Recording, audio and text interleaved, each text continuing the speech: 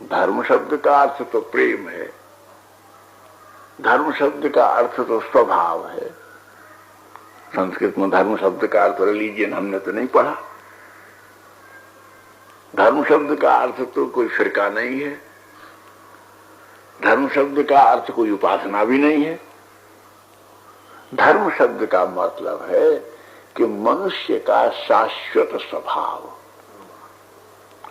और शाश्वत स्वभाव का क्या मतलब है? एक ही शब्द है जिसको हिंदू मात्र कहते हैं। अगर तुम कहो कि सेकुलरिज्म का अर्थ धर्मनिरपेक्ष है तो उसका अर्थ ये होगा कि आनंद रहित, आनंद रहितता। इसमें हम किसी को सुखी नहीं रहने देंगे, हम किसी को आनंदित नहीं रहने देंगे, क्योंकि धर्म शब्द का अर्थ आनंद है।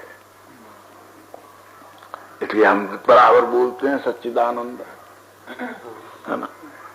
भगवान को कहते हैं सच्चिदानंद स्वरूप है। भैया आओ सच्चिदानंद। अद्वैतवादी तो आपस में बात करे, आइए सच्चा आओ सच्चिदानंद आओ। यानी सत चित बुद्धि अंतःकरण, अब इनके दो हैं, यहाँ चित्त है और यहाँ मन है। तो अगर बुद्धि इधर चली गई तो संसार है, और यदि बुद्धि इधर चली गई तो ठाकुर जी है। परंतु बुद्धि चमत्कारिणी हो, वो मन को कह चल तू भी चल मेरे संग। अरे भाई मुझे नहीं जाना, अरे मैं ले चलूंगी, तू मेरे संग चल। मन बुद्धि को नहीं ले जा सकता, बुद्धि मन को ले जा सकती है। इसलिए सब जगह जो सत्संग करने की बात, उपासना करने की बात, कीर्तन करने की बात, इसका मन से कोई संबंध नहीं है। उपनिषद ने कहीं नहीं कहा कि इसका संबंध मन से है, इसका संबंध बुद्धि से है। तुम मन की परवाह मत करो, तुम इस बुद्धि को अपने अनुकूल करो। ये बुद्धि अपने आप मन को समेट करके लक्ष्य में ले आएगी। ये भारतीय अपनी उपासना की एक विधा है। इसलिए सत्संग का सब जगह गीता में रोज ही तो कहते हैं मय्ये वो मन आधत्सु। अरे तो मन को छोड़ो यार। ग्वाला को रोज तुम पैसा देते नहीं, हमारी गैया को चराने ले जाना। भैया जी बड़ी मरखनी है ना कि इसकी आदत ठीक करना। ये दूध चढ़ने के समय लात मारती है, सींग मार देती है, घर में बड़ा ऊधम करती है, यहाँ बड़ा मुश्किल है। भैया जरा इसको ले जाया कर, चराया कर। तू तो बहुत सी गैयाओं में कोई अच्छी सीधी गैया के बीच में इसको रख करके इसकी आदत में थोड़ा सुधार कर। इसलिए ठाकुर कहते हैं मैं ग्वाला इसीलिए हूं कि तुम इस गैया को मन को ठीक नहीं कर सकते। ये तुम्हारे काबू की बात नहीं है, तुम्हारे बस में आने वाला नहीं है। इसकी सब बात तो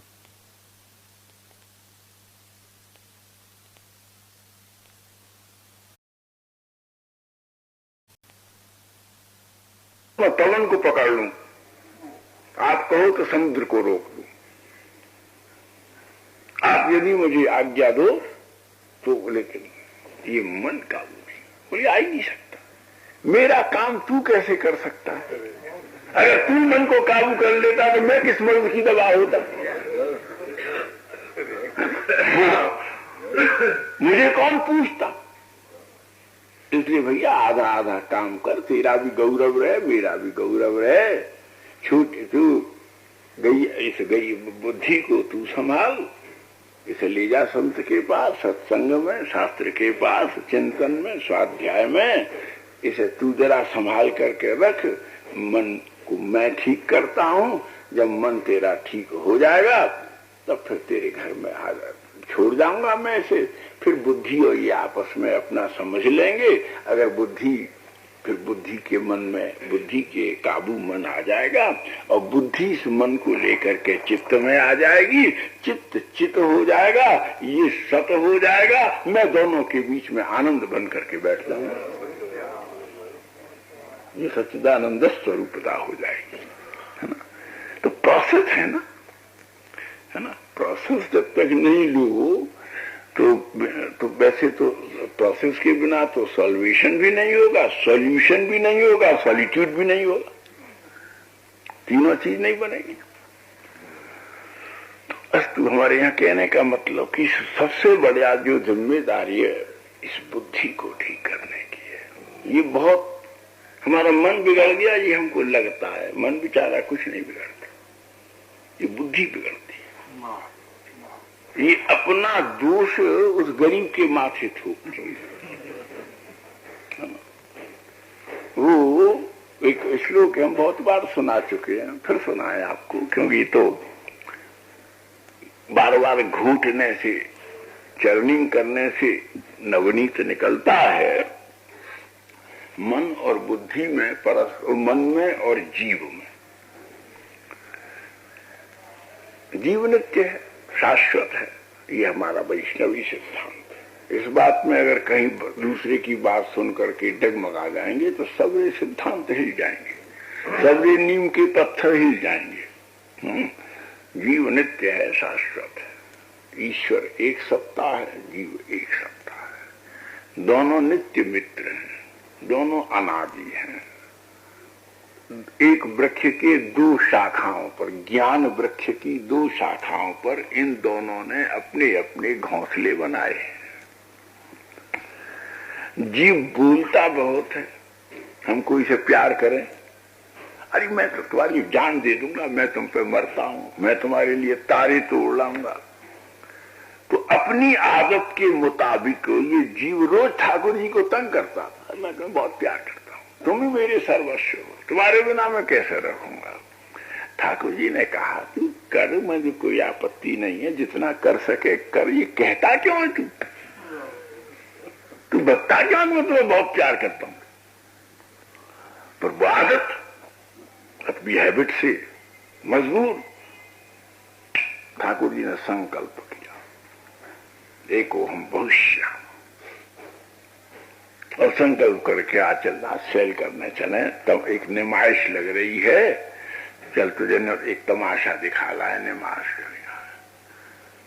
अब वो गया तो जीव को कहा, बड़ी बड़ी रूपवती स्त्री, बड़े बड़े सुंदर बच्चे, बड़ी बड़ी कोठियां कैसे कैसे डिजाइन की, उनमें लगे हुए कैसे कैसे डिजाइन की टेलीविजन और फ्रीज और महाराज दूसरे दूसरे लग्जूरियस सो ऐसी अट्रैक्शन। बड़ा अच्छा, वहां तो मैं घोंसले में बैठा रहता हूँ, खाली तुम्हें देखता हूँ, यहाँ तो बड़ी रौनक है, बड़ी रंगत है।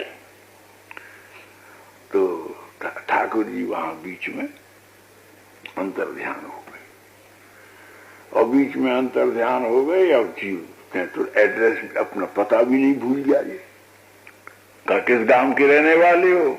बुर्रो है, मुझे तो याद नहीं है। कोई मोहल्ला याद है, कोई रिश्तेदार का नाम याद है, कुछ याद। महाराज अब इससे भटक रहा है आश्रय के लिए। किसी ने कहा हमारे घर में रह जाओ, तो सांप के घर में घुस गया। सूअर ने कहा हमारे घर रह जाओ, तो उसके घर में घुस गया। भैंस ने कहा हमारे घर रह जाओ, तो भैंस के घर में घुस गया। वेश्या ने कहा हमारे घर रह जाओ, तो उसके घर में घुस गया। घूमते घूमते 84 लाख योनियों में घूम आया।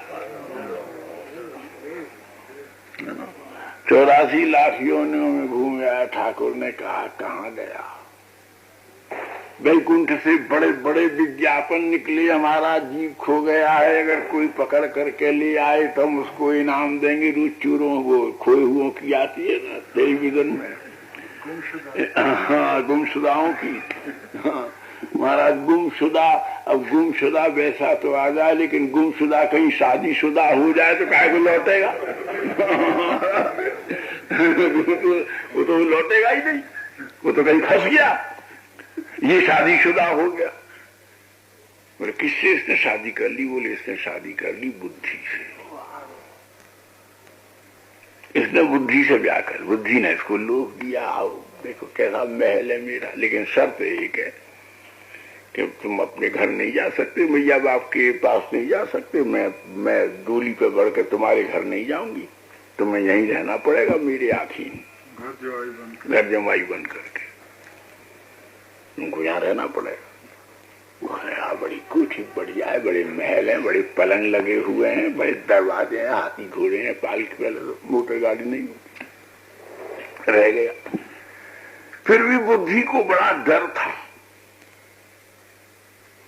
कि कभी किसकी मैया बाप आ गए या कोई भैया आ गया या बैकुंठ से कोई आ गए या कोई जो हम दल बैकुंठ के भेजे हुए लक्ष्मी जी के जो सिपाही हम लोग दौड़ते रहते हैं, भैया कहाँ है, कहीं है, हमारा जीव खो गया है, लाउड स्पीकर पे चिल्ला रहे हैं, कथा बांट रहे हैं, आवाज दे रहे हैं, अरे भैया कहीं हो तो आजा, बड़े याद कर रहे हैं, तेरे माँ बाप बड़े तड़प रहे हैं, लक्ष्मी जी ने तो कितने दिन से भोजन नहीं किया है। महाराज भले नहीं तो भद्दी ने कहा कि अरे जो सबरे लंगोटी वाले और जिस कपड़े कपड़ा लगे हुए जो घूम रहे हैं उनकी नजर जीप पर पड़ गई तो ये तो ले जाएंगे अपने घर, नहीं हो जाए जाऊंगी। तो इसने क्या किया, खूब इसको नशेबाज बनाया, खूब पिलाना शुरू किया। बोले क्या पिलाया, बोले बढ़िया विलायती पिलाई जिसका नशा ही नहीं उतरता। अब वो क्या है, बोले पीत्वा मोहमयी प्रमाद मदिराम मत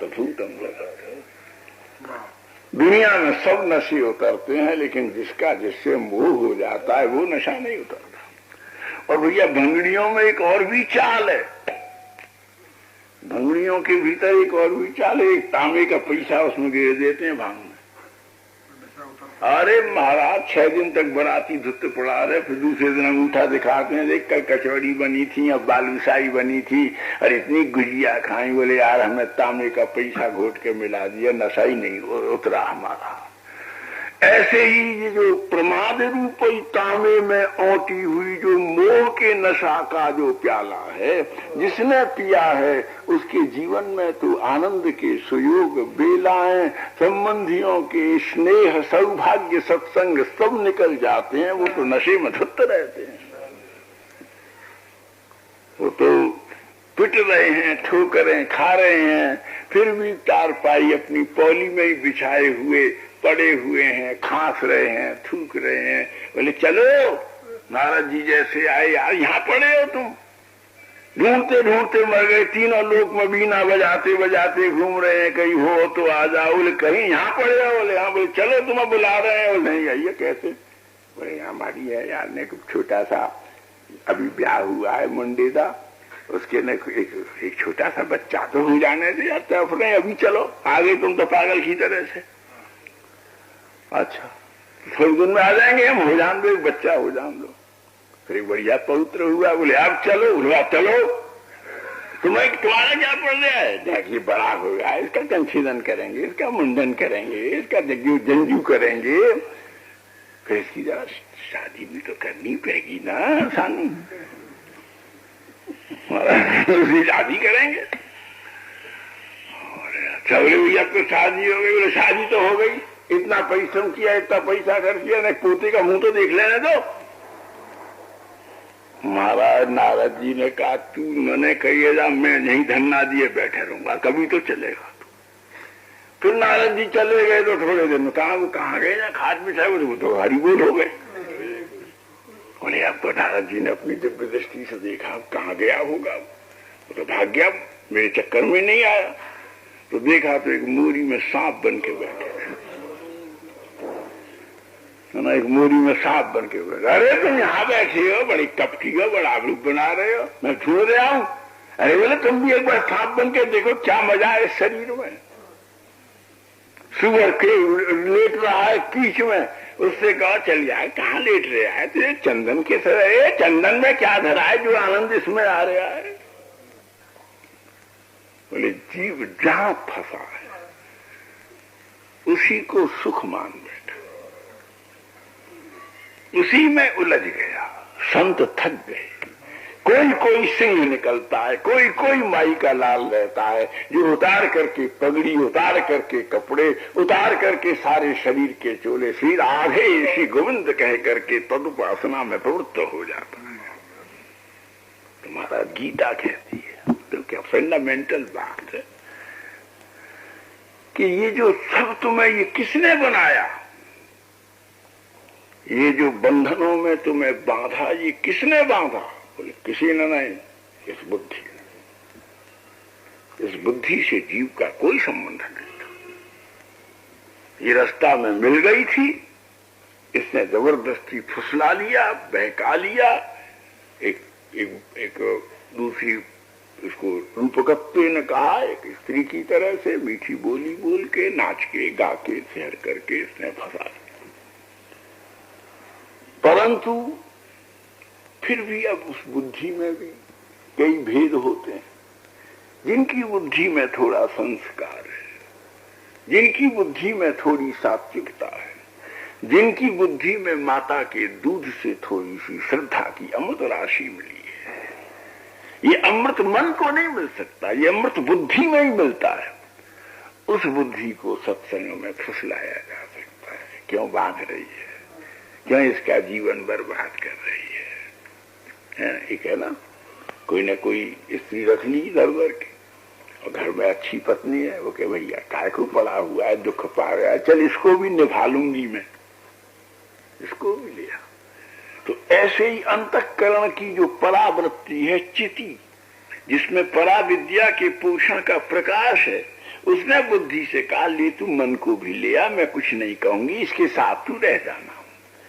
और बुद्धि ने समझ करके इस मन को साथ लेकर के, मन नहीं जा सकता,